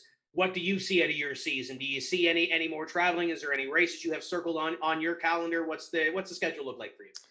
We're planning on running all the petty races. We're going to pick up probably 2 to 3 more Miramichi races. We got a couple scheduled for 660 with the old Corolla, and we're hopefully, if everything goes right, we'll try to get over to Oysterbed for a race. So we'll see how that goes with COVID restrictions and stuff, but that is on the plan. So with the New Brunswick side of things, is there one race you have circled on your bucket list now that you got the first win out of the way with that big bubble buster victory? Is there a couple of races circled on that calendar that you kind of say, I want to win that one, I want to have the big trophy? Mike Steve's race. I don't know what it is. The atmosphere is crazy there. It's just an awesome night, and like we always have some outside cars there, and it's the one I want. It really is. That's probably my bucket list one, at least the most. It's the most important to me, I guess. When you look at those big names that come to Petty Raceway and have that success, the guys like J.R. Lawson and Rob Poirier, and now you've got your name up there as a winner and a contender every week. Just starting those couple of years ago, how big is that to have your name right there listed with those Honda and those Acura guys? Well, it was a lot of hard work, so I'm glad it's paying off. It's nice to get recognized for what you're doing. Yeah, I looked up to all those guys. Like Tim Webster was like just cleaning house when I started, and Mike Edwards and Mike Weagle and Rob Poirier was doing really good. Like there's a lot of drivers that I looked up to. It's like, man, that's what I need to do to achieve my goals. So I always looked up to those guys. We are live and interactive here this evening. Drop us a question, drop us a comment. And Dylan, speaking of, I think we have one of those sharpshooters over there in the chat. Yeah, Randy Titus is checking in. He wrote, looking forward to racing you at 660, always clean. Best of luck this season. And that's a 4-cylinder driver we always hear about. Randy Titus, any comments on him there, Ryan? I always enjoyed running with Randy. Actually, one of the first races up in 660, me and Randy were battling pretty good, kept it clean. And yeah, I always enjoy running with Randy. Always nice talking to him at the track, and yeah, looking forward to seeing him and racing with him again this year. The wife's watching right now, and she wrote, definitely nerve-wracking with large numbers on the track. So like Petty last year when there was 1,000 4-cylinders, everyone from the Maritime showed up to race. I mean, Ryan, I was in the announcer booth with Jesse Thompson at the track, and when we did the qualifying for that race during the Mike Stevens weekend, then we just had the calamity on the last lap with some slower cars getting in the way of JR Rex, and Cody Byrne gets the win. I mean, the end of that race with all those cars and just so many people half wrecking, how did you manage to somewhat keep the car clean? Luck, some of it. You just got to pick and choose your times, and sometimes you push it a little harder because you got to try to stay ahead of another guy. But it's pick and choose, and sometimes you take risk and hoping they pan out. And sometimes you just see it's going to happen, so you just kind of got to wait your time. Things are a little tricky border-wise and travel-wise here to Nova Scotia, but let's say travel's not an issue, even money's not an issue. Any tracks in Nova Scotia you would eyeball to maybe run and bring the Toyota up to? I'd like to do Riverside. I thought my car would do really well there. Want to try to get up to Sydney. Love to get to Scotia for. I like just trying all the different tracks. I find if I go to a different track, I actually learn something about the car, like a different characteristic that I actually did not know about the car till I raced there. First time I actually run up in 660 was I learned so much about the car that I didn't actually know, and I actually applied it to the car for the next race there at Petty, and it run that much better. So no, I actually like running an assortment of different tracks. You learn a lot.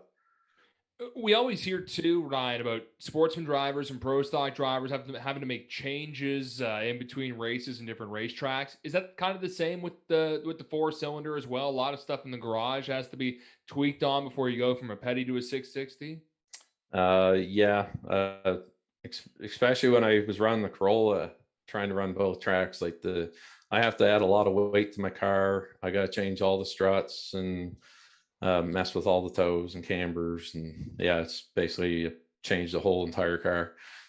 So from that track to Petty, anyways. Now when I go to Miramichi, I hardly touch anything with setup wise. It's pretty much the same from one track to the other. A few little things, but nothing too major. Ryan's here on Facebook, on TCM's Facebook, so leave a comment. A guy who got the victory lane last year. I see Denver Matchett is watching too, which I guess he got done all his work, Dylan, and didn't get to come have fun with us. That's a shame. Hey, he should ask Ryan a question. He should, maybe since he's not here. Maybe he should do that. Ryan, I want to bring the lighthearted sort of deal into this conversation, because I know you guys get together after the race and have a fire and shoot the breeze, and there's not many racetracks around here, at least in Nova Scotia, that are like that, where you have a campground where you can go and you can mingle a little bit and have some fun. Obviously, with the COVID deal, it's a little bit changed, whatever, but how fun is it to have those guys around and just kind of unwind after a day of racing?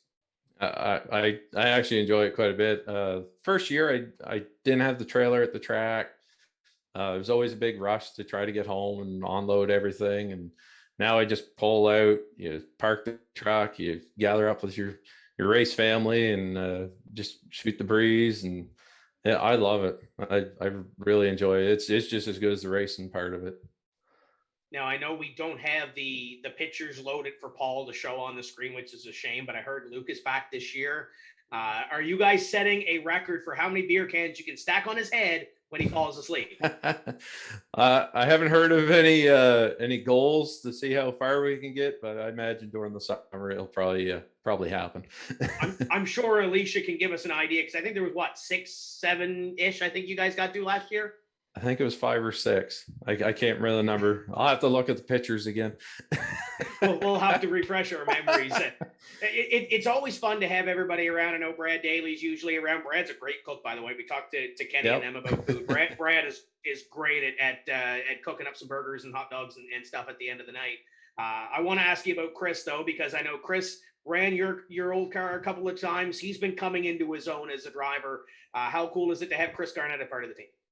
It was really great. I was really happy with the job he did in their car.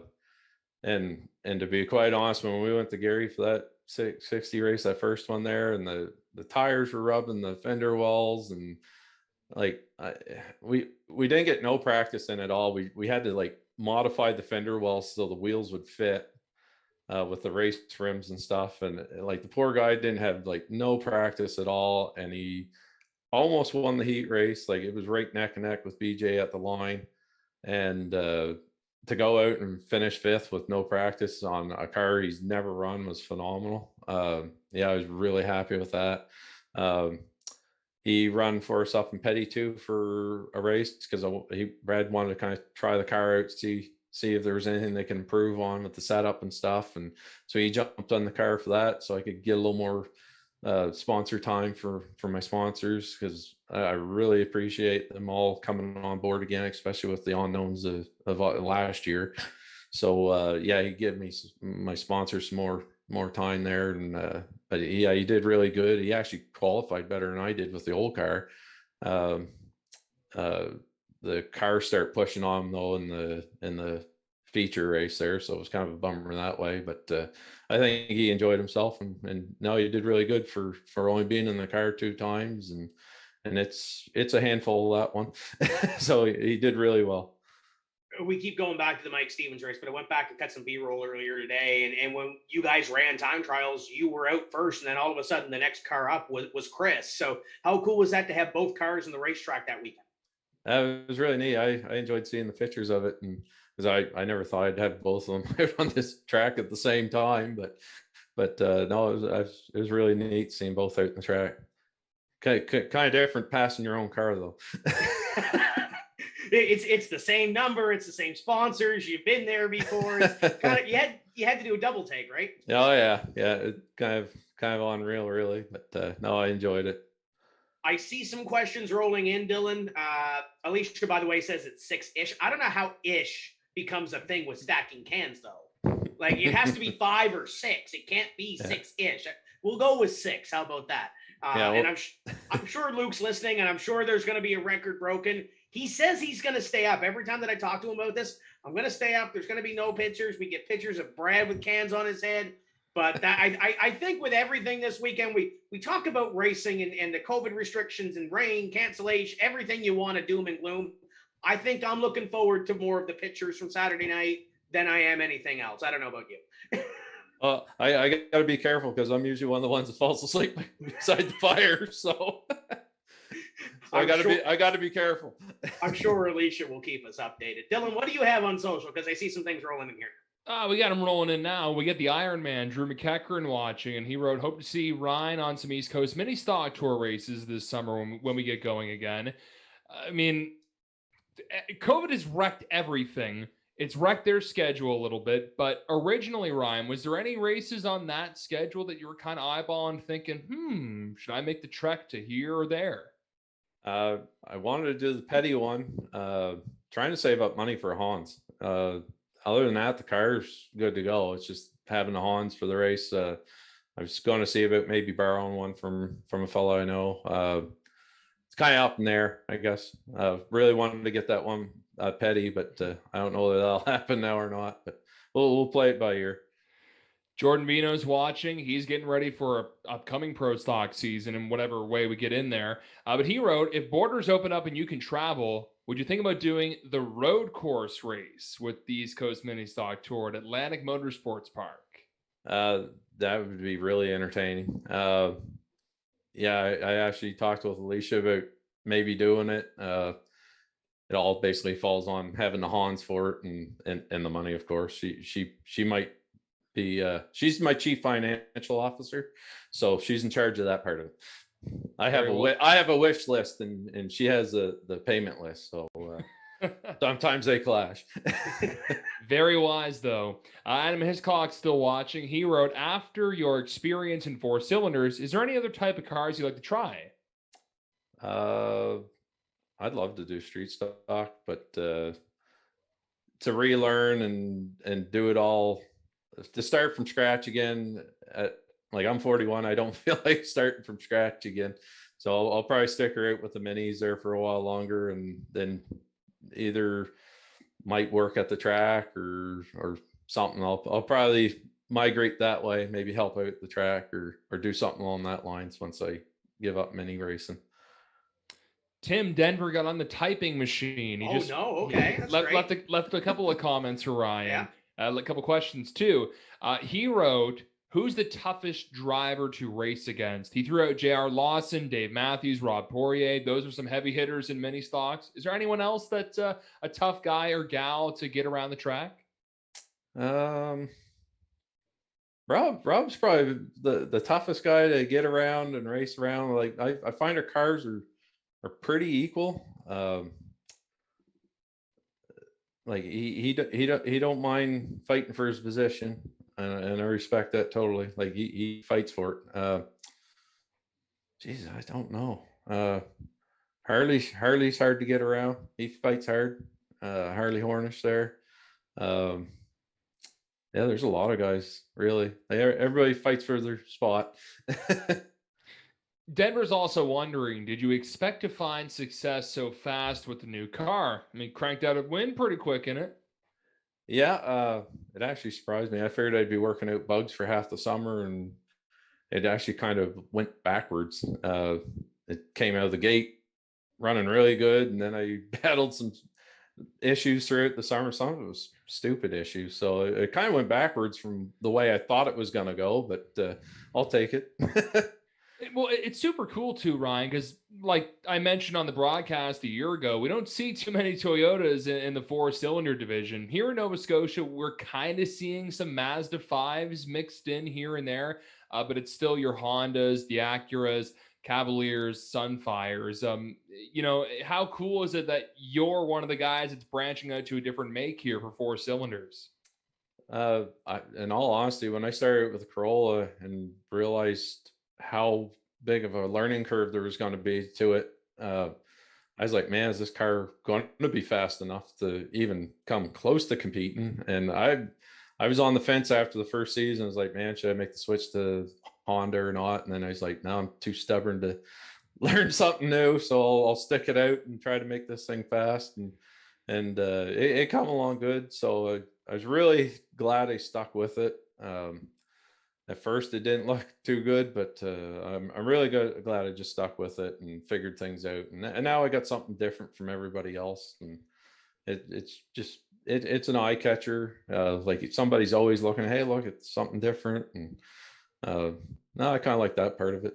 I see there's a few Toyotas up in Miramichi now, and there's a few starting to branch out and try to find other things. The Hondas are starting to get hard to find now. So and everybody's got them pretty well dialed in. So you'd have to really be on your A game and learn quick. When do you get the Toyota Racing Development deal? Be nice to have it right now. We'll have to work on that.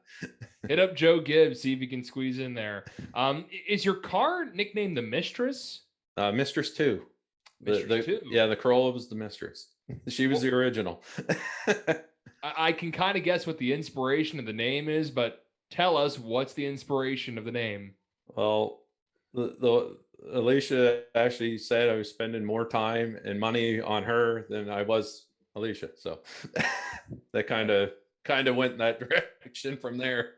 Yeah, that's where I kind of figured it was going. Yeah.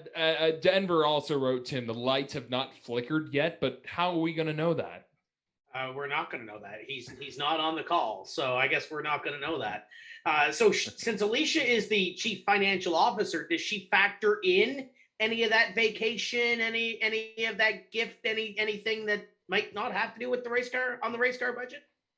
I try to run a lot of stuff by her to make sure it's okay, buying parts and stuff like that, and we got a good relationship that way. And sometimes I buy a couple extra parts here and there and ask for forgiveness later, but no, she's really good about it. I was going to say, there's no like Rock Auto boxes or anything showing up out of nowhere. No. Unfortunately, I'm not that tech savvy, so I have to go through her to bring the parts home that way. That's tough. You got to go through the middle woman. Oh yeah, keeps me on my game that way.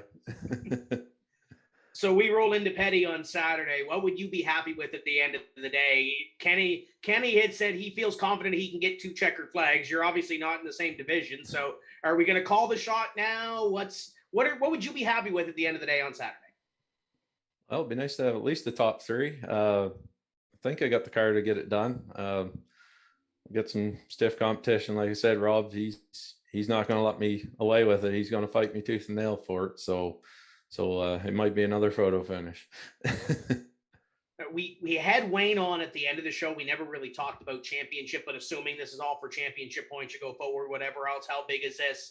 We talk about one race not really being the hugest on scale when you talk about an 8 or a 9 race season, but how big is it momentum wise to start out strong at the very first race of the year? Well, if you're confident with your car right off the get-go, that makes a world of difference. But you also got to be careful that you don't get a little too confident and either tear your stuff up or think, oh, the car's good enough, I'll leave it alone. And you got to be constantly working on it and dialing it in. And that's, I guess, the biggest concern. Just don't get overconfident. We'll make the last call on social media now. So if you're out there and you want to drop a question, drop a comment for Ryan, be sure to do so we can get it on the air here this evening. And Dylan, I'm looking forward to getting across the border once all this COVID restriction and everything changes. How about you? Well, IHOP, because ours isn't open yet in Halifax. I knew that was coming. We need a sponsor. We need to get some money from them or something. No, I am. I mean, the cool thing about racing is it's a giant family, and getting to know more people like yourself, Ryan, at the racetrack, and the MacKenzies as well. I mean, it's like there's a family across the border in multiple places, and just the racetracks, everyone is different. Everyone, even in Nova Scotia too. I mean, we're getting some drivers to get testing. I know Steven was here earlier. I know he's getting ready to go to Scotia. If not, he's already been there. We've got so many guys and girls just getting ready and getting so antsy. And it just sucks that we're kind of on the hook of everything that's going on. And things are looking better. But I'm fired up to get back to New Brunswick with the Hot Rod Classics too. Speaking of which, oh my goodness, Tyler Hawes' car, it is Hugger Orange. I just saw that on social media. It's beautiful looking. So I'm ready to go to New Brunswick again. By the way, before you get off that Hugger topic, Tyler Hallahan sent me a render of his car. I'm not allowed to show it, but you're going to be really impressed when you see that 133 car this year. It's going to look good. With this whole season going on, Ryan, let's kind of look forward and kind of see everything with these restrictions. Are you ready when that border opens for those Nova Scotia cars to come on strong? Because you're going to have the home track advantage before they load up and get there, right? Yeah, we'll have a little time to dial our cars in, so we'll get an advantage for about a race, maybe 2 races, and then they'll be right there again. And if they're not right on anyway, so like the Nova Scotia cars are strong, like there's no doubt about it. Like, man, they make you bring your A game. You got to do some practicing last weekend. Obviously, no racing the last 2 weeks. Has the itch been stronger these last 2 weeks, knowing that, hey, we were supposed to be on the racetrack, but we couldn't? Yeah, I was really bummed after the first race got canceled, and then the whole Gary thing got canceled. I was like, oh my goodness, are we gonna be like June or July or like how long is it going to be before we even get back to the track again? I was like, man, I'm just lucky I got the first one in. Yeah, so it was a big relief when I heard we were going to be going again, minus most of the fans, but that's kind of the bummer part about it. But we've seen some new drivers start off. Obviously, we had Brandon Campbell a little bit earlier, having some lighthearted fun with him. We had a couple of new cars being built and some new drivers come out last year. If there was any positive about the COVID-19 pandemic, I think we saw some new faces at the racetrack. But kind of looking forward, seeing you were there a couple of years ago, what would you tell those new drivers that are building cars and just starting out in 4-cylinder racing? What kind of advice can you give them?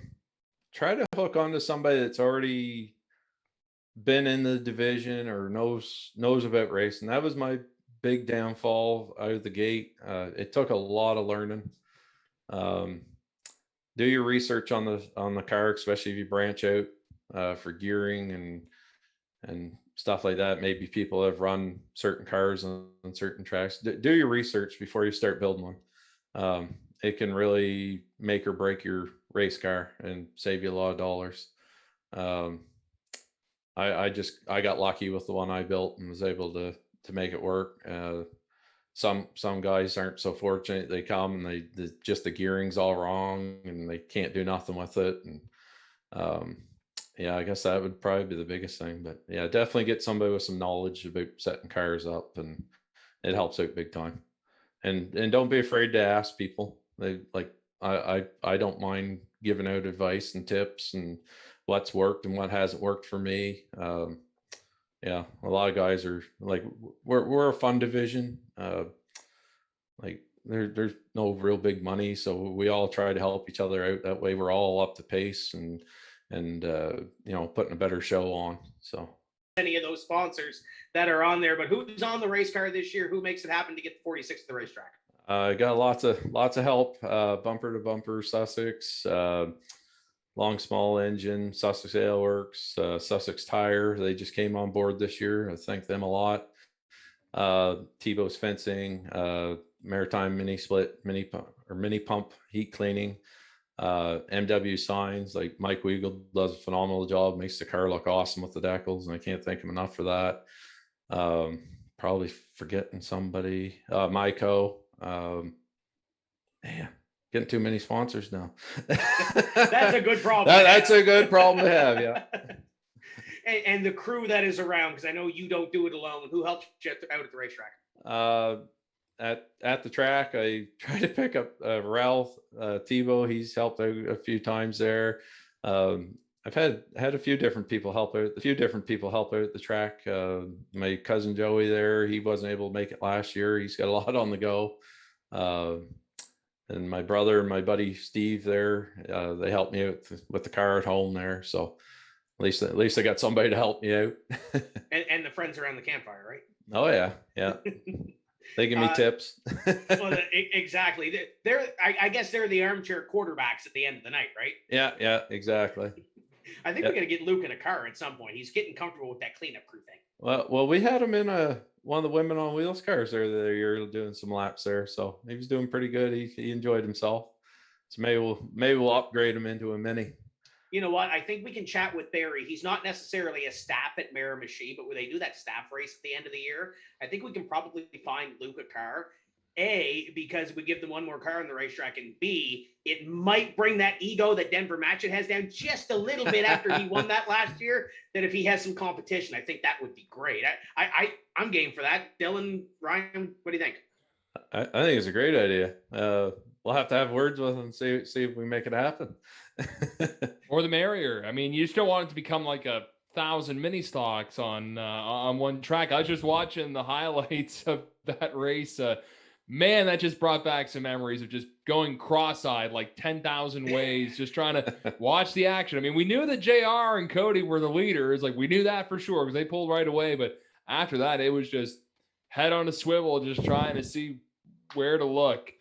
And I'm just looking at the comment section, Tim, and this just goes back to the family aspect. I mean, we've got Jason Pickles, we've got Haley McMillan here. We got so many people checking in saying they want to race in New Brunswick. They can't wait. You know, the border is going to be insane once they reopen it again, kind of like last year where there was a big wait, but the wait will be worth it when we're all back together again at the track, right? Yeah, absolutely. And you look at you mentioned those two names, and I think that's kind of the old guard and the new guard. Not to call Jason Pickles old, but he's been racing since I think the early 2000s, and I don't want to date Jason because I'm sure he'll correct me, but there's a guy that's been racing back in the day since Norm Brown was running. He's got 0 on his car this year for Norm. It looks really good this year, by the way, and I know he's looking forward to heading up. One of those new Hondas that we talked about with the older Hondas kind of drying up, and then you got Haley McMillan, who is new to the sport, not necessarily new to the sport because her family's been around it for years. Her father won a Lightning Championship in 2011, 2012 at Scotia.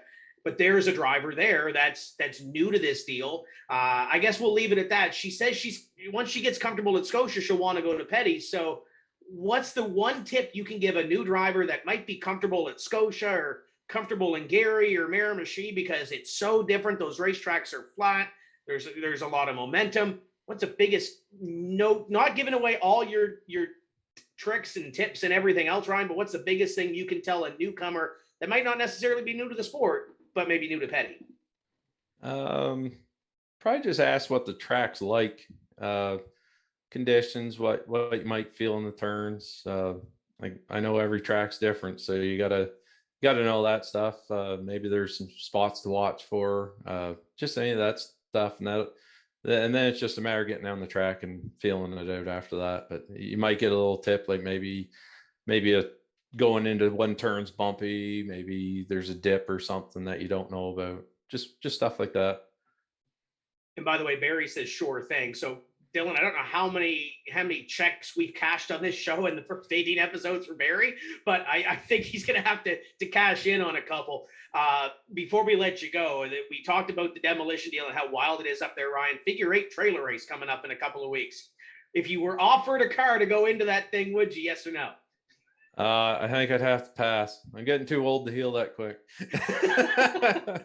There you go. But the mini stock race, no problem, right? Yeah, I got no problem doing that. But back in my 20s, I probably would entertain the idea very quickly. Ryan, this has been a blast. Thanks for joining us, and thanks for taking out some time. Good luck on Saturday, and hope to see you with a checkered flag out the window. Well, thanks for having me, guys. No problem. That's Ryan McKnight, driver the number 46. And he mentioned all his partners that he has on the show or on the car. We want to thank all of our partners that make this deal as big as it is on Tim's Corner. And we kind of teased it a little bit with Kenny MacKenzie Jr. and Sr. that we may have some cameras up there on Saturday. We're just still trying to figure that out. Just a couple of things, dot the T's, cross the I's, talk to Denver, who's not here this evening. But we do have a special guest, Dylan. We do. We do. We have the better cousin. Brittany Hoyt is with us. Hi. Hi, welcome to the show. So Thanks. this is the first time you've technically been on camera. You're not wrong. Technically, yeah. So let's talk about Saturday because you're not going to be behind the camera. You're going to be a part of the Atlantic Modified Tour. You're, Yeah, you're excited for that. so excited. What are you most looking forward to with the modifieds on Saturday? Just being back at the track. We have lots of new sponsors on this year, lots of new staff. So just kind of working the bugs out and getting ready to go for the season. We got some new drivers too. Obviously, Michael Savoie made the debut last year, and Miramichi Brody Levesque has had modified experience, but not recently. Obviously, four-cylinder star. What can the fans expect, whether they're in the stands or watching on TCM TV on the on-demand? What can they expect from the modifieds for? I think it's 40 laps this weekend. I think it's 40 laps. Yeah. They always put on a show. You never know what's going to happen. So it's going to be a good show. That's for sure. And you picked Doug Matchett. I did. Douglas is getting back behind the wheel. He got big shoes to fill, I guess. Last time he was at Petty, he won. So he better win again. Yep. Okay. So you picked Doug, but not Joe. Is Joe ready for Saturday? Is there any reason why you didn't pick the 17? No, I think Joseph's going to do well. We'll see. We've been working on some other cars. He decided 2 weeks ago that he wanted to start building a new car. So we've been working on that the past couple weekends. So his car has kind of been in the trailer. But he always shows up and he's going to put on a show. So we'll see what happens. I think it's going to be fun to watch.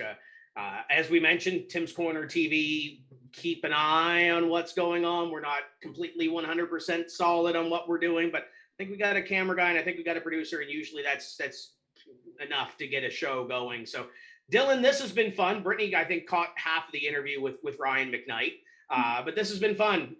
Junior and Senior always put on a great show. Great to have them and catch up with them and Ryan McKnight. And we mentioned Danny Harvey. Danny said he could come on, so maybe we'll get Danny on next week. What do you think? Well, I think he wrote I'm in, so I don't know if that means he's in for being on the show, but he also mentioned that he is going to be racing a bit this year, so that's pretty cool that Danny's going to be back behind the wheel.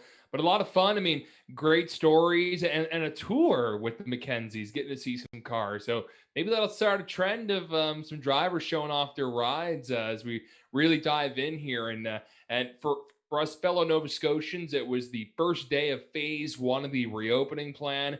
Small businesses, which is so important with racing, and the businesses that support the racetracks and the racers, they can reopen here. And, we're having some positivity here and going to hopefully have some more as we go along.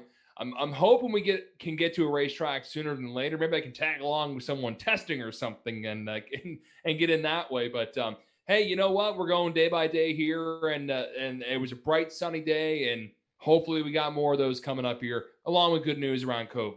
Yeah, and we've got some testing to do on the Tim's Corner side of things. Can't let that cat out of the bag yet, but I've been working with some things, been working with some people, and hopefully we'll have some news coming up the pipeline. I know Scotia Speed World announced, I think it was yesterday, the day before, they can have 3 cars at each test now. The price comes down for those drivers, which is always nice to bring the cost down on that deal. And drove by Scotia Speed World yesterday. The East Coast International Pro Stock Tour trailer is rewrapped. It is sitting there on the highway. So if you're going by the 102, it is there. So check that out as well. I was told the pace car was wrapped as well. So if you see that buzzing around Halifax at all, maybe snap a picture or whatever, throw it up there. I haven't seen it yet. So I'm looking forward to getting a shot of that. But as you mentioned, Nova Scotia reopening, New Brunswick doing their thing. Newfoundland, Hanlon Realty 100. 2/3, I think, are half sold out already. I think Mike James had told me before we came on the air. So get your tickets if you're in Newfoundland. Going to be a big weekend. Some great racing last weekend with the NASCAR Advanced Auto Parts Division 1 Sportsman, the Bandoleros, the Hobby Stocks, and the Legend Cars. It's going to be great. You can listen to us on all the podcasts, your favorite podcast platforms. So if you missed the show or you want to go back and listen to another one, we're missing a couple of episodes, but we're going to get those uploaded at some point. We're still sort of in lockdown, Dylan. We can't really go to a racetrack, so I've got things to do. I've got no excuses. Brittany and them are going to be busy on Saturday, so I've got something to do now. We're going to watch some road course racing, Mid-Ohio with the Xfinity Series. I love that track. They didn't get there last year. They raced at Road America last year. So first time they're going to be back, in Sonoma, first time for the Cup Series since 2019. So, hey, we're not getting good local racing here, but at least we got some road course racing. Hopefully it shouldn't rain. So, right. Hopefully. Hopefully. And you can listen to some of those races we did last year on the podcast platform, the Mixler feed as well. If you subscribed to Mixler last year, we re-upped that. So all of our races that we did audio-wise from last year are actually still on that platform as well. So you can go back and take a listen at some of those races that we did from Petty Raceway, Speedway 660, Speedway Miramichi, Sydney Speedway as well. It's been great. I want to thank all of our partners that have been a part of this deal. This has been a fun show. Who knows what's going to happen next week? We might have some winners on. We might have some guests that you might not know. I've been talking to a couple, Dylan, and I think we're going to have a good show next week regardless. We were going to have the Brittany and Meredith show, but I think Meredith backed out. Brittany's game to host. Me and Meredith are a duo, so we're in it together. We're not in it at all, so sorry. Okay, well, I at least we tried, Dylan. Gold star for us. Hey, I mean, even Denver doesn't even show up apparently. So yeah, we got the better cousin though, so that's okay. Be sure to drop us some Facebook stars as well if you haven't already, and you want to tip us. Do we need some food? It's the food that he can't chew, right? Yeah, it's these like puree yogurt tube things that are filled with tuna. I mean, he can eat normal soft food. I just gotta mash it a little bit. Yogurt. Yeah, I know. Tastes like tuna. No, it's Yoplait tubes like. Yeah, I know. So puree tuna in a tube. Yeah, exactly. So those are the treats. You can't have like the meow mix. Those treats. Why are we talking about cats? Should I do another cat video next week? I mean, was this kind of the last one here? I mean, we're still kind of in a weird position. We are still in a weird. Well, that's the easiest thing to say. We're still in a weird position. How about here in this? Nova Scotia. How about this? I'm gonna keep doing them until we finally get some racing here in Nova Scotia. Okay, just make sure Ricky Rudd doesn't get hurt this week. So that means there's going to be Dewey videos for the next 5 years. Hopefully not. I hope not either. That's going to do it for us this evening. Want to thank you, Dylan, for coming on. Obviously, the MacKenzies, Ryan McKnight, Brittany for hopping on at the end, Paul Strickland Jr. for hosting this. He's got the Fatheads Cup Series, I believe. Are they still racing on Wednesday night? I know you guys had Memorial Day down there. Yes, maybe, no. Solid yes. Solid yes. Oh yes. Yeah. Go see Vidane TV. Yeah, we got North Wilkesboro tonight, and then we've got the championship race next week at Texas Motor Speedway. So very exciting Fatheads Cup Series coming to a close this season. Yeah, so head over and check them out at Vidane TV. And obviously Sim 500's coming back next Monday with Memorial Day. It's kind of throwing us off a little bit of a schedule. But head over there and check out all sim racing. If you're still in lockdown, you want something to do, go check out Paul's programming. It's great over there. But that's going to do it for us this evening. For everybody here at Tim's Corner Motorsports, if you're going racing Saturday, stay safe. If you're in lockdown, stay safe as well. Until next time, keep the hammer down. We'll see you at the track.